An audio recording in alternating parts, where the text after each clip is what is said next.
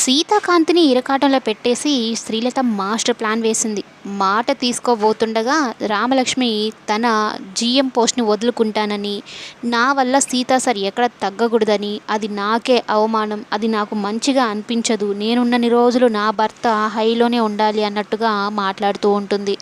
అయితే అనుకున్న విధంగానే రామలక్ష్మి తన జీఎం పోస్ట్కి రాజీనామా చేసి సీతాకాంత్కి ఇచ్చేస్తుంది.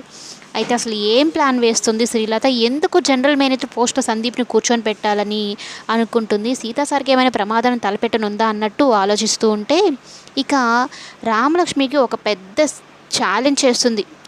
రేపు ఆఫీసులో ఏం జరగబోతుందో నువ్వు ఊహించలేవు, జరగబోయేదాన్ని కూడా నువ్వు ఆపలేవంటూ శ్రీలత రామలక్ష్మితో అంటూ ఉంటుంది. ఇక దాని గురించి ఆలోచనలు పడిపోతుంది రామలక్ష్మి. ఏదో పెద్ద హానే తలపెట్టుంది.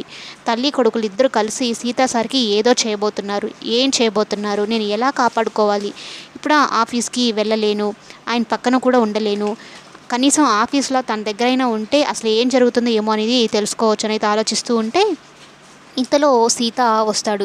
ఏంటి రామలక్ష్మి, చల్లటి వాతావరణంలో ఒంటరిగా కూర్చొని ఎంజాయ్ చేస్తున్నావా అంటే, రామలక్ష్మి కళ్ళలోనే అంటే తన ఫేస్లోనే తను ఏం బాధపడుతుందో సీతకాంత్ తెలిసేలాగా ఉంటుందన్నమాట. సీత అది చూసి రామలక్ష్మి విషయంలో చాలా జనరల్ మేనేజర్ పోస్ట్ని సునాయాసంగా వదులుకుంది. కనీసం పర్సనల్ అసిస్టెంట్ పోస్ట్ అయిన ఇద్దామా అన్నట్టుగా అయితే ఆలోచనలో పడిపోతాడు సీత.